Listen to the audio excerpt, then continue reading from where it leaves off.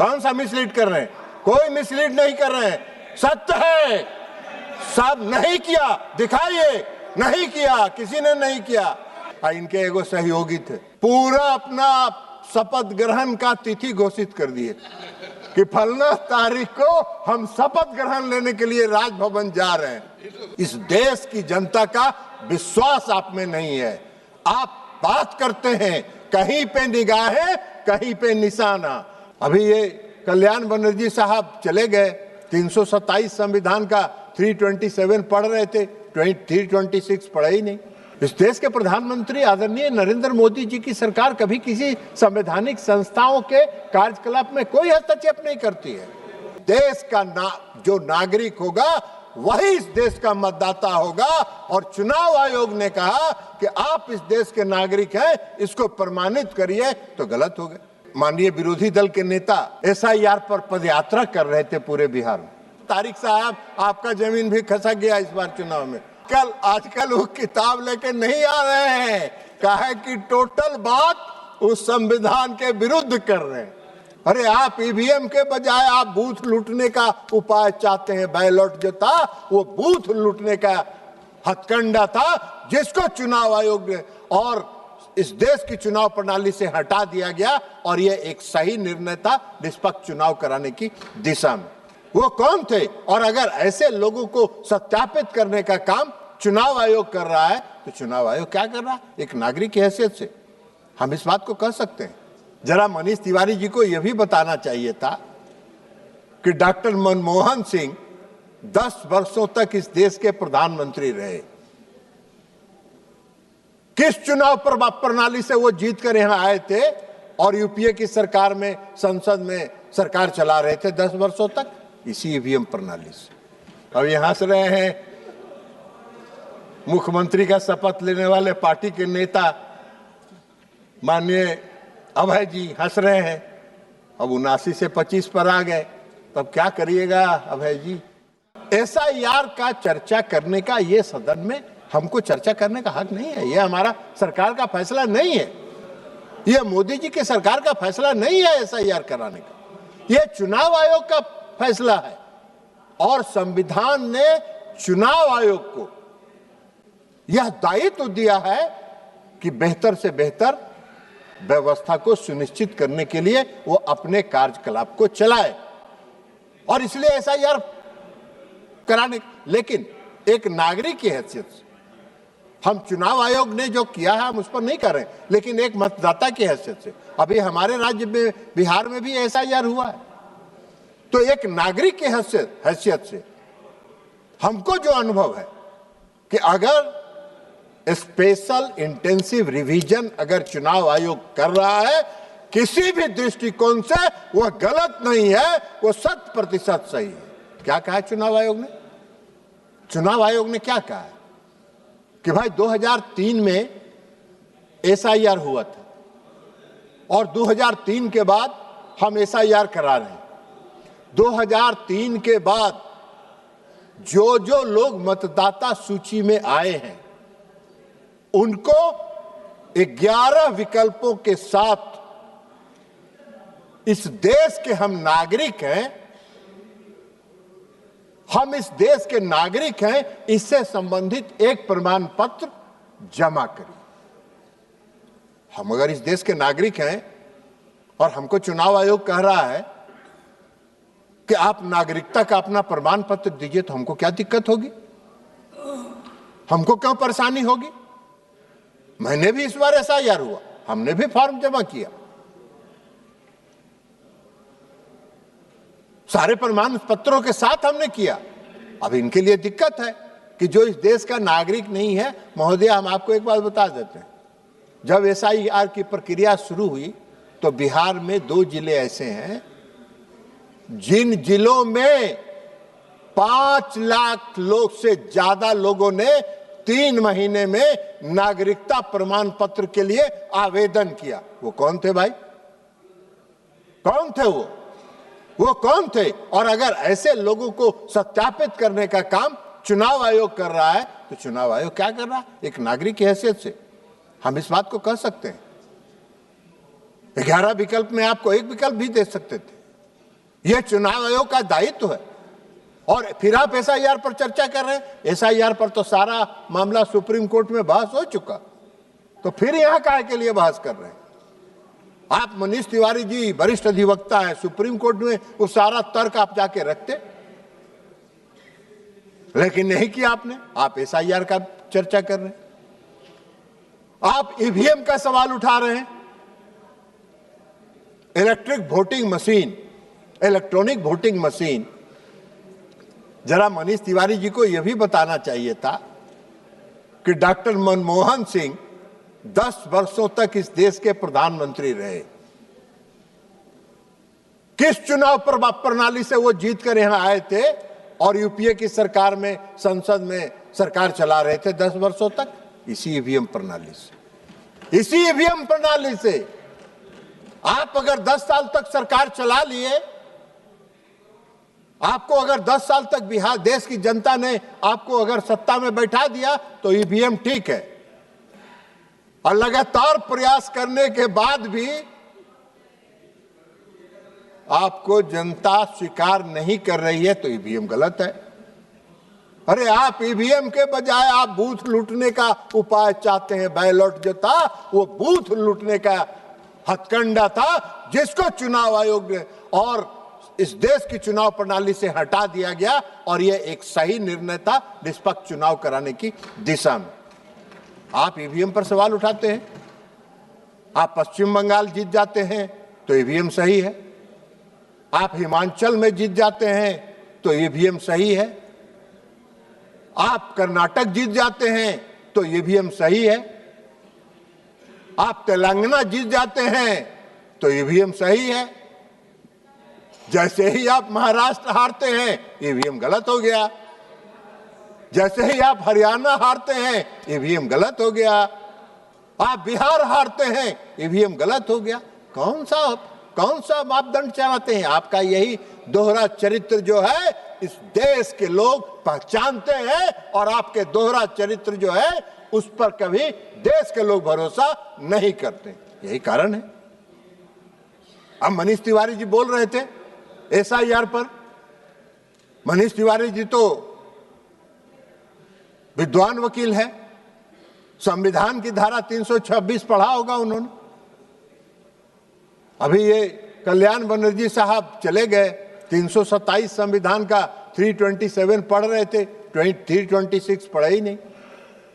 326 में संविधान के 326वें धारा में लिखा हुआ है, इस देश का जो नागरिक होगा वही इस देश का मतदाता होगा, और चुनाव आयोग ने कहा कि आप इस देश के नागरिक हैं, इसको प्रमाणित करिए, तो गलत हो गए। तो संविधान की प्रावधानों के विपरीत आप चर्चा कर रहे हैं, आप संविधान के प्रावधानों के खिलाफ बोल रहे हैं। आप चाहते हैं कि संविधान के प्रावधानों के विपरीत आपकी मनमानी से यह चले। आप किसी भी प्रकार प्रकार जितना हथकंडा हो सकता है सब हथकंडा अपना के किसी तरह सत्ता पाने के लिए पूरा जुगाड़ कर रहे हैं, पूरा अभियान चला रहे हैं, लेकिन इस देश की जनता आपको स्वीकार ही नहीं कर रही है। वो जान रही है कि आप में कुछ है ही नहीं, कुछ बचा ही नहीं है, तो अब आप क्या करिएगा। तो इसलिए संविधान की धाराओं के खिलाफ वो कर रहे हैं। अब सवाल ये नहीं है, हम चुनाव सुधार पर चर्चा कर रहे हैं, लेकिन इन सबों का विपक्ष के जितने नेता हैं सबों का भाषण हमने सुना। सबों का भाषण चुनाव सुधार करने के बजाय चुनाव की जो वर्तमान सर्वश्रेष्ठ प्रणाली है उसको कैसे तहस नहस कर दिया जाए, उसको कैसे प्रभावित करने का रास्ता खोल लिया जाए, इसकी चर्चा कर रहे हैं। आप ईवीएम की चर्चा कर रहे थे, मनीष तिवारी जी कह रहे थे वोट देता है पता नहीं चलता। अरे भाई, आप वोट नहीं दिए क्या? हम लोग भी वोट दे के आ रहे हैं। अभी ईवीएम जब आप बटन दबाते हैं तो वीवीपैट दबता है, और वीवीपैट का जो सिग्नल है वो बताता है कि आपने किसको वोट दिया, और तब उसके बाद आप बूथ से बाहर निकलिए। आप क्या बात कर रहे हैं? कौन सा कुतर्क कर रहे हैं? हम सब लोग अभी दे के आए हैं। तो इसलिए आपकी पूरी मंशा है कि इस वर्तमान चुनाव प्रणाली को कैसे तहस नहस किया जाए, कैसे संवैधानिक संस्थाओं को अपमानित किया जाए, कैसे वर्तमान व्यवस्था को, चुनाव प्रणाली को जितना से ज्यादा प्रदूषित कर सकते हैं, प्रदूषित करने का आप लगातार आपका प्रयास है। और प्रदूषित करने का उद्देश्य से ही आप SIR, आप EVM, चुनाव आयोग ने तो कई बार कहा, खुला आमंत्रण दिया है कि अगर EVM में छेड़छाड़ होता है तो कोई आके हमको प्रमाणित करके बता दे। आप कभी जाते ही नहीं है, आप कभी नहीं जाते हैं। जब चुनाव आयोग कहता है कि एफिडेविट करके दीजिए तो विरोधी दल के नेता कच्ची गली पकड़ लेते हैं, कच्ची गली से निकल लेते हैं। तो ये कच्ची गली से निकलने के बजाय पक्की गली पकड़िए, पक्की गली पकड़िएगा तभी जनता का कुछ भरोसा आप पर होगा और तब आप पर कुछ जनता का भरोसा होगा। वैसे मेरा एक सुझाव है, अभी प्रधानमंत्री जी, आदरणीय प्रधानमंत्री जी ने एक सलाह दिया है, कहा है कि भाई हम मुफ्त टिप्स देने के लिए तैयार हैं। तो आप प्रधानमंत्री जी से मुफ्त टिप्स लीजिए, क्योंकि आदरणीय प्रधानमंत्री जी के यह मानना है कि भाई आज तो विपक्ष कुछ है ही नहीं। जब विपक्ष मजबूत रहता है तो लोकतंत्र मजबूत रहता है। तो प्रधानमंत्री जी तो चाहते हैं तो कुछ टिप्स लीजिए, अकेले में जाइए, कोई प्रधानमंत्री जी किसी को बताएंगे नहीं, चुपके से आपको टिप्स दे देंगे और टिप्स लेके आ जाइए और उस पर काम करिए। तो ये तो काम है नहीं। अभी बिहार चुनाव हुआ है, अभी बिहार चुनाव हुआ है, बड़ा शिल्पों मचा रहे थे। अभी माननीय विरोधी दल के नेता SIR पर पदयात्रा कर रहे थे, पूरे बिहार में भारी पदयात्रा कर रहे थे। और पदयात्रा में दरभंगा में गए तो इनकी रैली में इस देश के प्रधानमंत्री नरेंद्र मोदी जी को भद्दी भद्दी गालियां दी गई, उनके स्वर्गीय माता जी को भद्दी भद्दी गालियां दी गई। आपने एक बार भी उस घटना को कंडेम नहीं किया, आपने नैतिकता के आधार पर नहीं किया, आपने उसको भी नहीं कहा कि हम इसकी घटना की भर्त्सना करते हैं। और आप चर्चा करते हैं, कौन सा मिसलीड कर रहे हैं? कोई मिसलीड नहीं कर रहे हैं, सत्य है। सब नहीं किया, दिखाइए। नहीं किया, किसी ने नहीं किया, किसी ने नहीं किया। तारिक साहब, आपका जमीन भी खसक गया इस बार चुनाव में, चिंता मत करिए। किसी ने कंडेम नहीं किया, किसी ने इसकी भर्त्सना तक नहीं की। और आप बात कर रहे हैं कांग्रेस पार्टी का नेता है, वो कांग्रेस पार्टी का नेता है, वो टिकटार्थी था विधानसभा के चुनाव में, उसको टिकट मिल भी गया। बाद में इन लोगों ने कहा कि बड़ा गड़बड़ हो जाएगा, उसका टिकट बदल दो, तो अंतिम समय में इन लोगों ने टिकट बदल दिया। ये तो इनका चरित्र है। वो भी हार गया, जिसको बदले वो भी हार गया। तो इसलिए महोदया, इनका जो कारनामा है, गोगोई जी, आपका जो कारनामा है, उस कारनामे के कारण आप 27 से 19 पर आए, 19 से अबरी 6 पर पहुंच गए हैं, 6 पर पहुंच गए हैं। अगर यही रहा तो 0 पर, लड्डू पर पहुंचिएगा, लड्डू पर पहुंचिएगा। जरा सुधार अपने आप में करिए, सकारात्मक रोल में आइए। इनके एगो सहयोगी थे, पूरा अपना शपथ ग्रहण का तिथि घोषित कर दिए कि फलना तारीख को हम शपथ ग्रहण लेने के लिए राजभवन जा रहे हैं। स्वघोषित मुख्यमंत्री अपने को बना दिए। अब उनका हश्र जानिए सभापति महोदया, 79 से 25 पर आ गए, 25 पर आ गए। तो ये हश्र है। यही हाल है। इस देश की जनता का भरोसा आप पर नहीं है, इस देश की जनता का विश्वास आप में नहीं है। आप बात करते हैं, कहीं पे निगाहें, कहीं पे निशाना, चुनाव सुधार पर चर्चा और उसके बहाने चुनाव आयोग पर और SIR पर चर्चा। जो इस देश की जनता ने SIR को, भारी SIR के विरोध में महान पदयात्रा किया विरोधी दल के नेता से, और जहां जहां पदयात्रा किए उस जिला में एको गो सीट नहीं मिला, पूरा जिला का जिला साफ हो गया। तो ये इनका है कारनामा। तो इसलिए महोदया हम आपसे ये कहना चाहेंगे कि हम ये चाहेंगे कि जो चुनाव की हमारी जो है उसको कंस्ट्रक्टिव वे में आप ले चलें, उसको सकारात्मक दीजिए।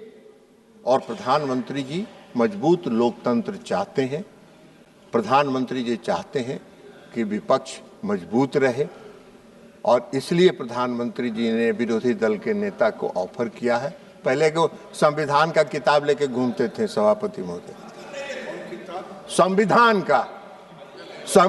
का किताब लेके आते थे, ऐसे ऐसे दिखाते थे इस सदन में, रोज संविधान का किताब ऐसे ऐसे दिखाते थे।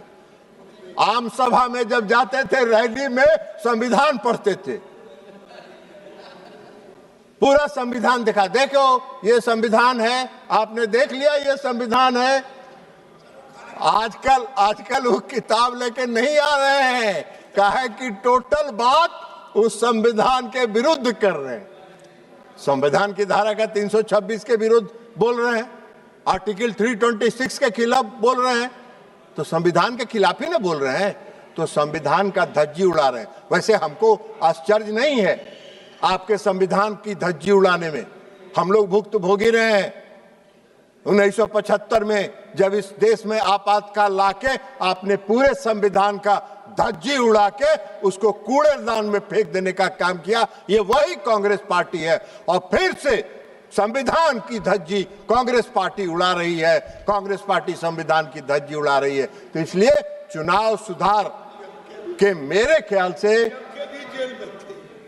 हाँ, मैडम के आदरणीय पिताजी, स्वर्गीय पिताजी करुणानिधि साहब भी जेल में चले गए थे, उनको भी उठा के जेल में बंद कर दिया था। हम लोग उस समय जेल में थे, उनके प्रति काफी सम्मान रहा है, उनके प्रति काफी रेस्पेक्ट था, और इसलिए, लेकिन अब क्या करेंगे, मजबूरी है कि उनकी पार्टी भी उनके साथ लगी हुई है। हम आप लोगों से आग्रह करेंगे, इनका साथ छोड़िए, जितना दिन इनके साथ रहिएगा सबका भट्ठा बैठेगा, कुछ नहीं मिलने वाला है।